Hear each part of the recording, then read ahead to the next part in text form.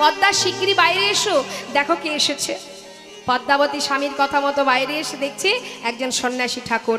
চরণে প্রণাম করলেন, চরণ ধৌত করলেন, যা যা করণীয় মা বৈষ্ণব এলে যেটা করা হয়।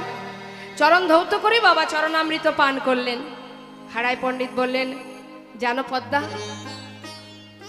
তিনি আজ আমার ঘরে প্রসাদ পাবেন, তুমি তাড়াতাড়ি রন্ধন করো। পদ্মাবতী বলছে, স্বামী বলছো কি তুমি? কি রন্ধন করব, ঘরে তো কিছুই নেই। পদ্মা, যা আছে যতটুকু আছে, জানো পদ্মা, মহন্তের স্বভাব হয় তারিতে পামর, নিজ কার্য নয় তবু যান পরে ঘর। আজ সন্ন্যাসী নিজে পায়ে হেঁটে আমার ঘরে এসেছে। আমাদের জীবনে যদি কোনো পাপ থেকে থাকে আজ সবই দূরীভূত হয়ে যাবে। সন্ন্যাসীর চরণ ধুলি পড়েছে আমার ঘরে, তুমি দেরি করো না, যেমন সামর্থ্য যা আছে তুমি রন্ধন করো। পদ্মা, দেরি করো না, তাড়াতাড়ি যাও। জানো পদ্মা,